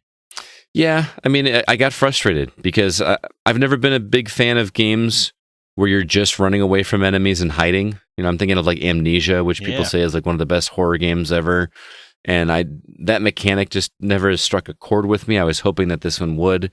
It hasn't yet. It's just frustrated me. It's a game where in order to succeed, I have to memorize where I'm going to go. Have to memorize, I'm going to have an encounter here. What path am I going to take to get myself safe, save the game, and then start learning it all over again? You know what I mean? Yeah, I do. So I do always find it more impressive when a horror game can be scary and you have the means of survival. right. I mean, that's what we've got in like Resident Evil games. Or Dead Space, obviously. Dead Space, yeah. Yeah, King of the Hill. Those games are more intriguing to me. And I'm not the kind of person that like I have to be shooting something. That's not what I mean. But, I like to be able to defend myself, and the survival aspect of managing weapons and ammo and stuff, that kind of survival horror is appealing to me. Or, I mean, you have the guns and you still feel like the prey. That's impressive. Yeah. Now, there is inventory management in this one as well. I've only got 4 slots. Like I have a bottle of water to help replenish some health. Mace, like I mentioned. Candy bars that you can buy from vending machines. All that stuff is all in there. I just, like I said, I'm gonna give it some more time before I write a full review. But I wanted to at least let you know what I thought of it so far. All right, man. Well, that was the Coma 2 Vicious Sisters on the Mac. Yes, I believe it's coming to other console. It's coming to consoles as well later. But the only review copy that I had available to me was on Mac, so decided to fire up my brand new Mac to play a game on it. So, well, you both threw me a hell of a curveball in the format this week. Yes, we have a board game on here, Moneymaker. Yeah, we. How did this earn a spot on the Gaming Outsider? It is a game. Well, there it is. It is a game. Oh my gosh. It is a game. And can we talk about Uno next week? I want to talk about Uno on games I'm catching up on. No, not Uno. But I was contacted by a developer in Europe that is making this game Moneymaker. It's actually not available in the States right now, and they said I read up on it, and they said they were going to be sending out review copies for people to play test it, and give some feedback. And I put my name in the hat, and they chose us as one. So they actually shipped us a copy of Moneymaker from Europe. So we're actually, CB and I sat down to play this game that you cannot buy in the States right now, which was kind of a cool feeling. Show off. And I'm gonna let CB take over on explaining this game, because he's a master at figuring out how to play board games, and he understood this game way faster than I did. And but I really like it. I really like it a lot. I think it's a very complex game about capitalism, I think is a fair way to say it. But maybe, CB, you can give a brief synopsis of how this works without getting too deep in the minutia. So essentially, this game is, if you boil it down, it's a better Monopoly. But it's Monopoly meets not just like money managing, but also managing your credit and investments. Yes. This game's giving me trauma. So this game looks very daunting, but once we started playing it, it's actually very, very easy to pick up. Have you ever you've played board games, correct, Zach? Like some. Yes. Yeah. Have you ever played a game called Power Grid? No. Okay. So sorry for those that are listening that are interested in board games. Basically, this game is very similar. That if you took Monopoly and crossed it with Power Grid, so you have a limited pool of money, and then you also have credits, and you are essentially buying investments to make resources that you can either keep or sell back to the market. Mm-hmm. Which is something that is completely different from any other game I've ever played, because every other game you play, you start with a little bit of money and you spend money as you get it. In this game, you start with some money, but you obviously don't have enough to purchase the investments that you need to in order to be able to make money later on. So you are literally spending money that you don't have in the form of credit tokens that you place on the board, which takes a while to get used to, but it's kind of brilliant because that's how business works. You know what I mean? Like you get capital, you borrow it from somebody to start a business, and you slowly pay that capital off in order to make money in the long run. I've never seen a board game do that before, and I think it's very, very clever. Yes. Go on, CB. It is very clever. And so there's so many levels to this game, because there's not only managing your resources and your investments and your money, but it's keeping track of like what other people are trying to do. And on top of all that, there's this thing called the credit rating. And so on the board, it's supposed to be Amsterdam, or like the Netherlands, actually. And so there's different rings to the city, and there's like the slums, and then it works towards the nicer area of the city. And so to move into the nicer area of the city, you have to improve your credit rating by taking out loans and credits and then paying them off to move up, which helps diversify your funds and your investments in the game.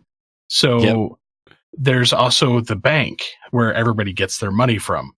And if there is a run on the bank where basically there's not enough money in the bank has this reset that kind of keeps the game level, where any of your credits or loans that you've taken out, the bank immediately, like, you have to pay them back.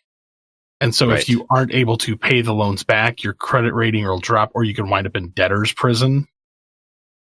And we had a player in debtor's prison when we played it. Yeah. So it seems very complex, but Scott will tell you from playing the game, you can pick it up very quickly.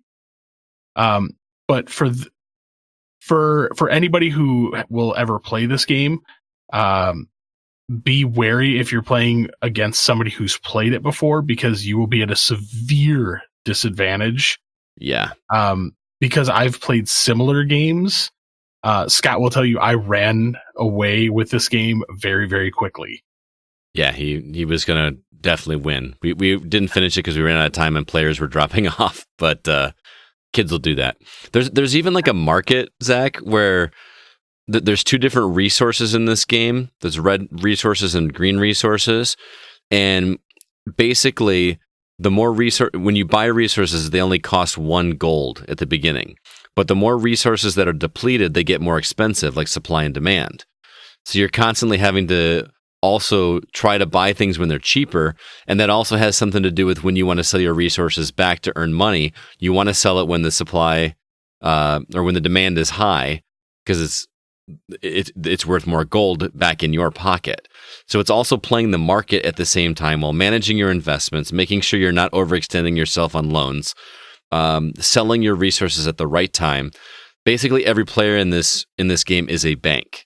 So you are competing against 4 other banks to try to use the economy to grow your wealth share as much as possible. And then to throw it in another wrench in the fire, they give you these action cards that you can purchase for 10 gold or purchase for 10 pieces of credit, which is another. It's just a crazy level of depth in this game that is very daunting when you sit down and look at this board and see how many pieces there are. But once I got my head wrapped around it, I can't wait to play this again, knowing what I know now. It's definitely a game where the first time you play it, you are not going to have a great run, because it's going to take you a whole game to understand how it works. And then the real strategies start on your second playthrough. Would you agree, CB? Yes, and I will give credit to the gentleman who designed this game. It is Paul? Paul. It is very balanced. The game self-balances. Like, it makes sure that if you try to run away with the game in the beginning and leave everybody behind, the game will balance itself and force you back. It rubber bands you like Mario Kart, basically. Is that what you're saying? Yes. So it's very well thought up and very well put together, and I give him credit. And I really hope this game comes to the US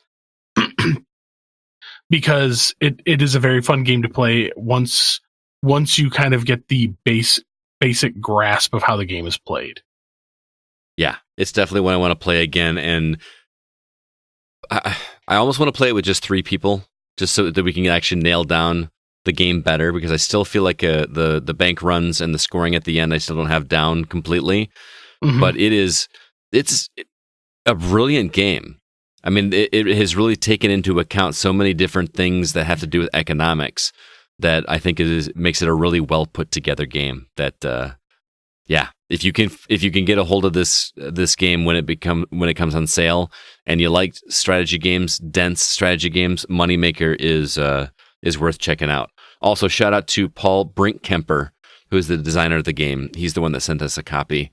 Well done, man. We're looking forward to playing this some more. We're also going to do a YouTube video of us playing the game. Yes. So you guys can see how that works. So that's another thing for people that do like board games and want to play board games with their family. I know I said that it's comparable to kind of a Monopoly type game, but whereas Monopoly with more than 4 people takes like 6+ hours to play through, this game is on average about 15 to 20 minutes per player added into the game. Yes. So you won't be flipping the table and going, screw you, Grandma, you win. I'm sitting on Baltic with crap. So, sounds very direct Zack. Reference you got there. Well, yeah. Come on. You know Dane Cook. Oh, yes. Yes. My brain was racking for that. He was trying to wrap his head around how complex this game seems. Yeah, this game, I gotta tell you, man. I got no idea what's happening in this game. I'll tell you right now, you play it one time, you'll figure the game out. That I believe. You try to like describe Arkham Horror to somebody by just verbally telling them it's going to mean nothing. Yeah, that's why we're going to make a YouTube video, because it's definitely a game that listening to how it's played is different than seeing how it's played. So it's also the Monopoly comparison comes in that you can actually trade with other players and make deals.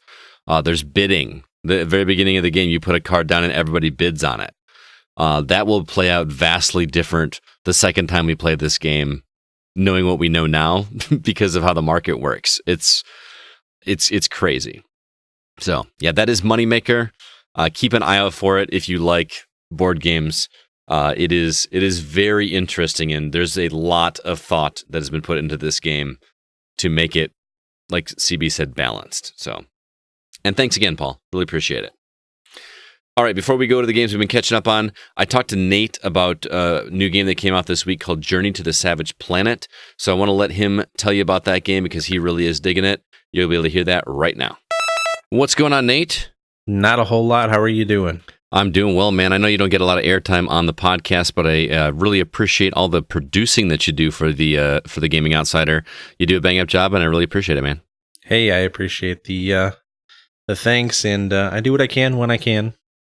Awesome. Well, you're here to actually talk about a game that you've been playing that a lot of people have been talking about, and I'm very curious because Zack played it at E3 and said it was the worst game he played at E3. But then you and other people are talking pretty highly of it. So talk to me about Journey to the Savage Planet. That is the title, correct? Journey to the Savage Planet. That's correct. Okay. So what is this game? I don't really... someone compared it to Metroid Prime, and that piqued my interest. What's it all about? It's not really like a Metroid Prime. It's kind of its own little thing. It doesn't take itself seriously. It's definitely a humor-driven game. What you open up the game and you start off, you are in this ship and you basically crash land on this planet, or you land on this planet, and you are part of this group or company that is exploring other worlds to try to find out if you can, if humanity can rebuild on this planet. And when you land, you find out that there's not only a previous settlement here, but there are other species and there's evidence of people there before you. So your mission is to essentially scan the planet and document everything around you to find out who they were, where they went, and basically everything about it. So there's a little bit of an element of mystery as to, what happened before you got here? There's mystery, but it is definitely encased in a lot of tongue-in-cheek humor. The ship AI constantly gives you a whole bunch of kind of jeering when you come on board with a whole bunch of resources like, hey, welcome back. It's very, very cutesy and funny, almost like Fallout's style of humor. Okay. So you go out in this unknown, you scan objects, you collect resources, you bring them back to the ship, and what do you do with those resources? So your main function right now is to utilize those resources to upgrade components on your suit, whether that be upgrading your boots so you can access higher platforms, or you can upgrade your weapon to output more damage. Right now, through the amounts that I've actually played, you're basically utilizing those resources to upgrade components to allow you to access the world further. So is that where they get the Metroid comparison, that you get new upgrades that allow you to navigate the environment easier? It does, yes. Yeah, I think that's, if they're talking about Metroid, that's probably the only thing that it offers, aside from maybe the first-person view, but that's about it. Okay, and the art style looks very, very colorful, which is not what I'm used to seeing in these types of games. How do you like the look of the game? It's absolutely beautiful, very vibrant. The colors are nice and bright. All of the different flora and fauna have different bright colors. The little creatures that run around are hilarious. They make weird noises. It's a lot of fart jokes, and it's quite comical, really. All right. The colors are beautiful. Absolutely. And you've been playing it co-op, correct? I have. My buddy Dalen provided me a copy, and we've been playing co-op together. So shout out to him. But yeah, we've played through about 25% of it, and we've really enjoyed it. I don't think I would have gotten as much amusement out of it in a single player setting, but in co-op, It's quite a bit of fun. Okay, so you recommend it. I mean, I'm getting a little, I don't know, like No Man's Sky vibe, or like a farming simulator isn't the right word, but world building type game. Am I on the right track? I don't think it's quite that extensive. You're kind of tied down to one planet. You're not really able to explore, at least so far. I don't know about the future content of it, but so far you're limited to the world that you're in, and I don't know how long doing this fetch questy kind of stuff is going to hold a player's interest if it's just repeatedly doing the same thing over and over. Eventually, what does it matter if you have power-ups if it you don't feel like you're getting anywhere? That's true. How's the combat? Is it fun? It's fairly easy. I think it seems a little bit forced. Enemies do get a little bit more difficult, but as a game that your main objective is to try to do one thing, and then have combat kind of thrown in there, it's a little different. Just feels like it impedes your progress more than is entertaining. Well, you'll have characters that you'll take out a character, like a creature or something like that, and then within 20 seconds they kind of respawn.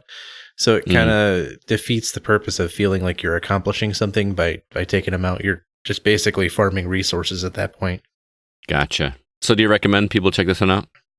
I mean, for $30, that's not too bad. I mean, if it holds your interest, great. If you're really going to look into getting into it, I would recommend trying it with a buddy. I've had a lot of fun with it so far, and I'll probably play more of that tonight. So yeah, it's fun so far, but it might be limited. I don't know. We'll see. All right. So that is Journey to the Savage Planet. Nate, thanks so much for stopping by to talk to us about this game. I'm glad you stopped by. Anytime. Thanks for having me.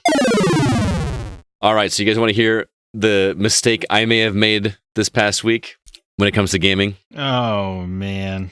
Drop it like it's hot. So back in the Xbox 360 era, I played a little game called Skyrim. You become a Dovahkiin. And I put hundreds of hours into this game, and I was like, man, I really would like to get back into that world a little bit. I love Bethesda games. I love Skyrim, but I don't want to go back and play it on Xbox 360. And lo and behold, a sale came on Amazon, and I bought a copy for like $15. That may have been a mistake. I am hopelessly addicted to Skyrim all over again, and I won't spend a ton of time on it because everybody's played Skyrim at this point. It's on every platform, even Alexa at this point. But man, that game is just so addicting. I just absolutely love the grind of making my numbers build up while experiencing fun stories at the same time. It is just a blast. I'm going about it completely differently than I did before. I'm trying to look for cheaty ways to max my numbers and increase my stats and make things easier. And I just love a game where I just feel like I'm lost and overwhelmed without feeling overwhelmed in a bad way. Like my to-do list is ridiculous. Have you played Skyrim, Zach? Yeah. Yep. You seem displeased with me right now. Huh? I mean, Skyrim's good. I mean, it's I had a lot of fun in my 30, 40 hours I put into it, and I feel like that was all I needed to get to be reminded that I would rather be playing Dragon Age instead.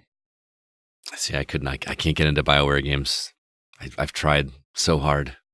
There's something wrong with my brain that will not let that game work for me. But so yeah, I am knee deep in Skyrim. Still trying to figure out. There's so many mechanics in that game that I just don't even know.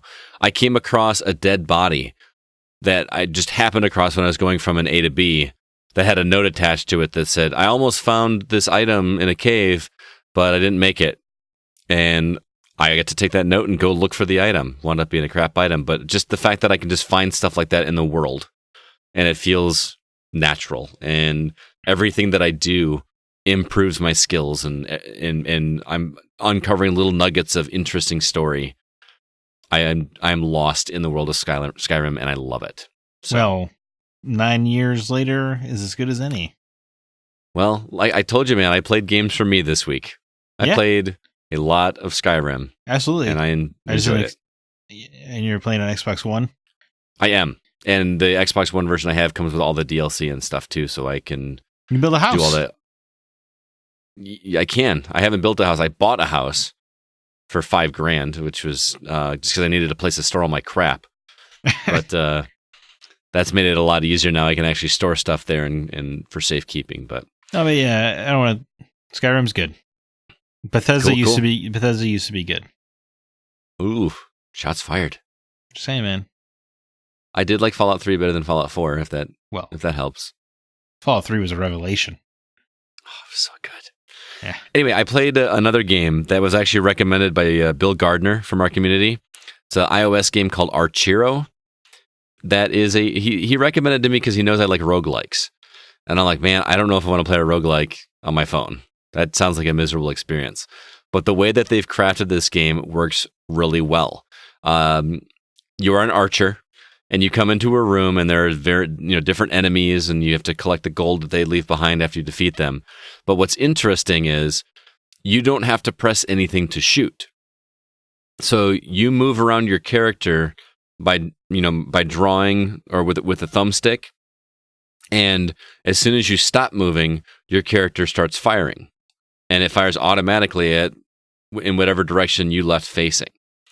So, but they're also shooting at you, so you have to dodge, but while you're dodging, you can't shoot.